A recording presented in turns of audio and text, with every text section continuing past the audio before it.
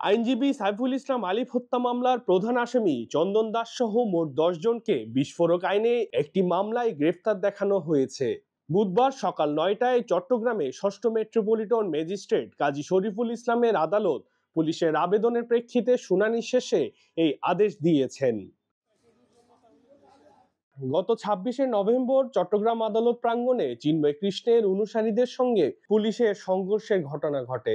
সেই ঘটনায় বিস্ফোরক আইনে কোতোয়ালি থানায় একটি মামলা দায়ের করেন নিহত সাইফুল ইসলাম আলিফের বড় ভাই খানে আলম।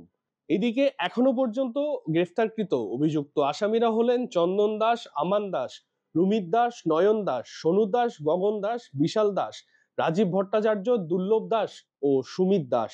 চট্টগ্রাম আদালতের ইতিহাসের এই নজিরবিহীন যে ঘটনাটা বিগত 26/11/24 সেই ঘটনায় এই 5টা মামলা হয়েছে।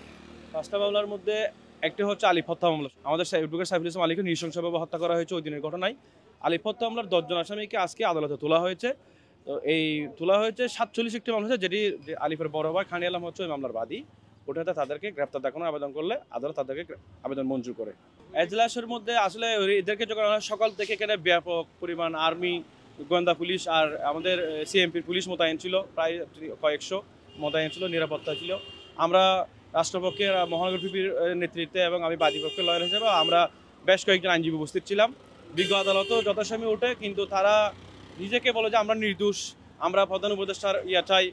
এরা প্রত্যেকের বিরুদ্ধে কিন্তু একাধিক মামলা আছে, একজনের 5-8টা করে মামলা। এরা কিন্তু হ্যাবিচুয়াল অফেন্ডার। চট্টগ্রামের এমন কোনো অপরাধ না তারা এগুলোর সাথে জড়িত না। এদের পিসিপিআর অত্যন্ত খারাপ। এরা সহজে কিন্তু দোষ স্বীকার করে না বা বলে না। তা আজকে হয়তো সে আপনাদের মিডিয়াকে বললো যে আমি নির্দোষ, আমি প্রধান উপদেষ্টার আকর্ষণ চাই। রাজীব ভট্টাচার্য একজন আসামি, সে এই কথাটা বলছে আর কি। তারা তো এগুলো বলতেই পারে, তারা এগুলো বলবে আমি নির্দোষ। এরা কিন্তু সরাসরি আলিফ হত্যার সাথে জড়িত। আপনারা মিডিয়া দেখছেন, এখানে চন্দন দাসকে আনা হয়েছে, এরকম প্রত্যেকেই জড়িত। আদালতের বাইরে অনেকে অনেক স্টেটমেন্ট দিতে পারে, নিজেকে নির্দোষ দাবি করতে পারে, সেটা বিচার প্রক্রিয়ার মাধ্যমে ঠিক হবে। এখন তাকে ভৈরব থানায় গ্রেপ্তার করার পর চন্দন দাসকে, এ হচ্ছে প্রধান আসামি, 1 নম্বর আসামি আলিফ হত্যা মামলার। গ্রেপ্তার করার পর আমরাও দেখেছি একটা সোশ্যাল মিডিয়া ভাইরাল হয়েছে।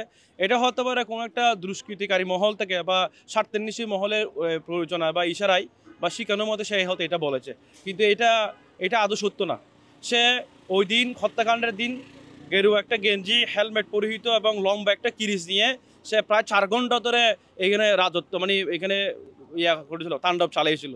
এগুলো একদম পূর্ব পরিকল্পিত ছিল, সে সুসজ্জিত ছিল, সে ঠান্ডা মাথায় এই কাজগুলো করেছে। কখনো সে মাতাল অবস্থা করেছে বলে এটা আমাদের প্রতীয়মান হয় না।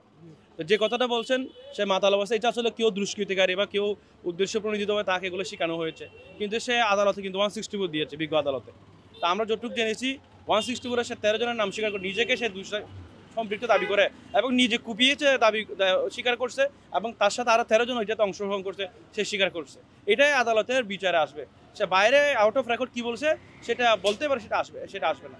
কে লাউডলি রাজীব ভট্টাচার্য একজন আসামি, সে 42 নম্বর, 43 নম্বর, 44 এবং 47 মামলায়, 4টা মামলায়, এই 46 নম্বর মামলা, 4টা মামলায় সে গ্রেপ্তারে আছে।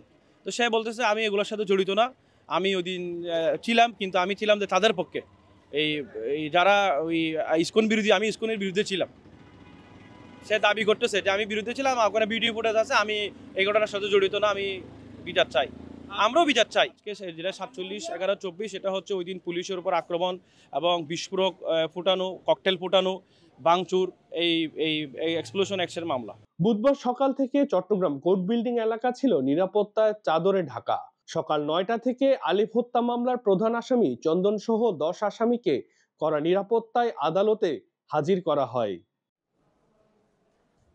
এদিকে একই দিনে বৈষম্য বিরোধী ছাত্র আন্দোলনে হামলার ঘটনায় বন্দর ও পতেঙ্গা আসনের সাবেক সংসদ সদস্য এম এ লতিফকে জিজ্ঞাসাবাদের জন্য আরো 2 দিনের রিমান্ড মঞ্জুর করেছেন আদালত। চট্টগ্রামের 3য় মেট্রোপলিটন ম্যাজিস্ট্রেট মোহাম্মদ আলমগীর হোসেনের আদালত শুনানি শেষে এর রিমান্ড মঞ্জুর করেন। চট্টগ্রাম 11 আসনের এমপি এম এ লতিফ কানা হয়েছে, সেটা হচ্ছে বৈষম্য বিরোধী আন্দোলনের চট্টগ্রামে যে 4 তারিখের যে আরও এটাও একটা পৈশাচিক ঘটনা বলবো। সিটি কলেজ, ইসলামী কলেজের দিক থেকে একটা ফসিস্ট সরকারের ফেটুয়া বাহিনী, ছাত্রলীগ যুবলীগের নেতৃত্বে মানে অনবরত গুলি বর্ষণ করা। আমরা আইনজীবীরও কয়েকশো আইনজীবী ওখানে জিমা কেটেছিলাম, ওখান থেকে অনবরত গুলি বর্ষিত হয়, যার কারণে বৈষম্য বিরোধী ছাত্র আন্দোলনের যে নিউমার্কেটের জমায়েতটা সেটা ছত্রভঙ্গ হয়ে যায়। তা আমরাও চলে আসি।